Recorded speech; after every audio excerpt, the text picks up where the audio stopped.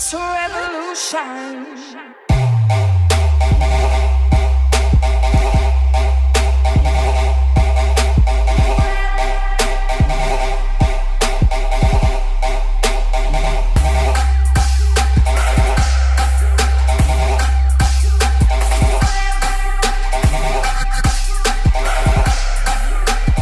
This video is based on the book Capitalist Realism by the late Mark Fisher. Fisher defines capitalist realism as, quote, the widespread sense that not only is capitalism the only viable political and economic system, but also that it is now impossible to even imagine a coherent alternative to it. He begins with the quote, often attributed to Slavoj Žižek, that it is easier to imagine the end of the world than the end of capitalism. The rest of the book delves into why this is the case. Fisher believes, quote, the power of capitalist realism derives in part from the way that capitalism subsumes and consumes all of previous history, and can assign all cultural objects, whether they are religious iconography, pornography, or Das Kapital, a monetary value. In the Communist Manifesto, Marx and Engels write that our culture has been consumed by commodification, which is the face of ruthless exploitation of capitalism. In the 1980s, the Soviet Union and Maoist China were referred to as really existing socialism. They might not have fit with the historical definition of socialism, but it was all the left had to hang their hat on outside of capitalism. The 1980s also saw the belief in socialist realism. The Soviet Union had grown rapidly, giving credence to central planning, and many saw the math that the workers outnumbered the bosses and would eventually overthrow them as an inevitability. Fisher says that Margaret Thatcher's breaking of the miners' strike in 1984 and 1985 in Britain was a crucial part of the development of capitalist realism. As she ushered in neoliberalism, Thatcher famously said, quote, there is no alternative. I will never negotiate with people who use coercion and violence to achieve their objective. They are the enemies of democracy. They are not interested in the future of democracy. They are trying to kill democracy for their own purposes. Since the collapse of the Soviet Union and the liberalization of China, Western capitalism was faced with the problem of what to do without a threat of an enemy out there. When the Berlin Wall fell, political scientist Francis Fukuyama gave a speech in which he declared the end of history, where capitalist democracy had triumphed over all other systems and no further social progress was necessary. Badiou says that capitalism is a contradiction, in which the ruling class tell us, quote, we may not live in a condition of perfect goodness, but we're lucky we don't live in a condition of evil. Our democracy is not perfect, but it's better than the bloody dictatorships. Capitalism is unjust, but it's not criminal like Stalinism. Frederick Jameson calls postmodernism, quote, the cultural logic of late capitalism, a philosophy that is the product of a system it attempts to critique. Even protest against the system has been co-opted by it. Fisher states, nothing runs better on MTV than a protest against MTV. Gangster rap is another example of capitalist realism, something that pretends to go against the system but is intimately a part of it. Both Fisher and Žižek point out that in literature, film, and culture, there are many anti-capitalist themes embedded in capitalism. The evil corporation is common in cinema. Fisher gives the example of the Disney movie Wall-E. Humans have trashed Earth's environment, and people have become lazy, mindless consumers on a spaceship. The resolution is to fix and return to Earth, but they never overcome capitalism, only minimize its most egregious side effects. Fisher says, quote, the film performs our anti-capitalism for us, allowing us to continue to consume with impunity. In other words, capitalism has managed to commodify resistance to capitalism. Fisher describes the moral consciousness of late capitalism by saying, quote, so long as we believe in our hearts that capitalism is bad, we are free to continue to participate in capitalist exchange. The book describes Bono's Product Red as, quote, realistic acceptance that capitalism is the only game in town. Neoliberalism has brought what Fisher calls a business ontology, which means that everything in society, even education and healthcare, should be run like a business. Fisher writes, capitalist realism insists on treating mental health as if it were a natural fact, like weather.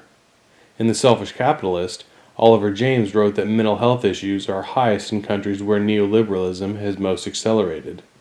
This is confirmed by the research in the book The Spirit Level. Fisher calls this, quote, the privatization of stress. He says that many of his students are under the condition of what he calls depressive hedonia, which he defines as, quote, an inability to do anything else except pursue pleasure. He says they live lives of soft narcosis, comfort food oblivion of PlayStation, all-night TV, and marijuana. A bag of weed, oh, everything is better with a bag of weed. It's the only help that you'll ever need, because everything is better with a bag of weed. Fisher states, quote, to be bored simply means to be removed from the communicative sensation stimulus matrix of texting, YouTube, and fast food, to be denied for a moment the constant flow of sugary gratification on demand. Deleuze and Guattari argued that schizophrenia was a condition on the outskirts of capitalism, while Marazzi argues that bipolar disorder is a condition central to capitalism. Mania represents the irrational exuberance of the market, while a downturn for the market or a person is called depression. Fisher states, without delirium and confidence, capital could not function. Frederick Jameson believes that the skyrocketing rates of mental illness are due to a system that promises us we can be anything we want and then blames us when we inevitably fail. We know that depression is in part caused by low serotonin levels, but Fisher asks, what still needs to be explained is why particular individuals have low serotonin levels. Adam Curtis said, what people suffer from is being trapped within themselves. In a world of individualism, everyone is trapped in their own feelings, trapped within their own imaginations. Fisher calls the bureaucracy of late capitalism, quote, market Stalinism, saying, an essential dimension of Stalinism was inhibited by its association with a social project like socialism, and can only emerge in late capitalist culture in which images acquire an autonomous force. The fact that massive bureaucracy has become part of late capitalism tells us that the reality of neoliberalism is different from its promise. The movie Office Space is an example of administrative anti-production. You physically take the specs from the customer?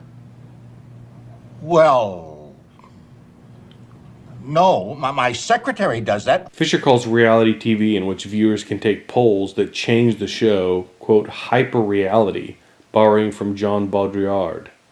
He says that TV's Big Brother has superseded Orwell's Big Brother.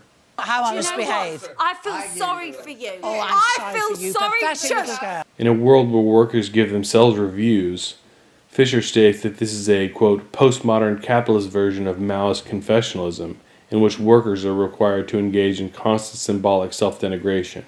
I just stare at my desk, but it looks like I'm working. I do that for probably another hour after lunch, too. I'd say in a given week, I probably only do about 15 minutes of real, actual work. The waitress's flair in Office Space points out hidden expectations in the corporate world. Do it. All right? There's my flair, okay? And this is me expressing myself, okay?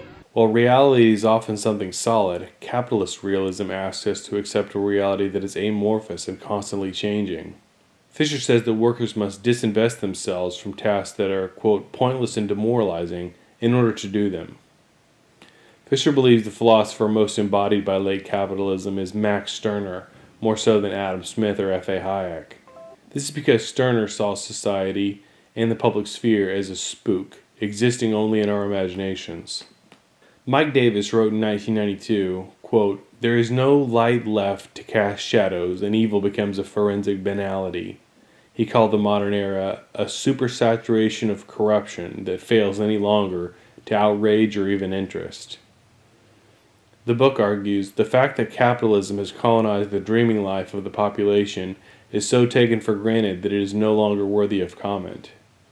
Fisher states, quote, capitalist realism can only be threatened if it is shown to be in some way inconsistent or untenable. If, that is to say, capitalism's ostensible realism turns out to be nothing of the sort. He writes, capitalism is a hyper-abstract, impersonal structure that would be nothing without our cooperation. As a challenge to realism, Fisher states that the New Deal era contained its own realism, and neoliberalism with its union-busting and privatizations seemed impossible until it came. Alenka Zupancic states that the reality principle is, quote, the highest form of ideology, the ideology that presents itself as empirical fact. We see this in responses to those who dare question capitalism, with throwaway lines like, "learn economics," or something about Venezuela. Fisher writes, "If the real is unbearable, any reality we construct must be a tissue of inconsistencies. When things go wrong, rarely is the finger pointed at business, but rather it goes to government. When blame does go on business, as it did during the 2008 collapse, focuses on individual capitalists or bad apples, but never capitalism as a system." Fisher writes, "At the level of the political unconscious, it is impossible to accept that there are no overall controllers, that the closest thing we have to ruling powers are now nebulous, unaccountable interests exercising corporate irresponsibility." There is no America. There is no democracy. There is only IBM and ITT and AT&T and DuPont, Dow, Union Carbide, and Exxon. Those are the nations of the world today. The world is a business, Mr. Beale. So what is the solution to capitalist realism? How do we break the spell of market ideology? The left's ability to answer this question will determine our fate and our future.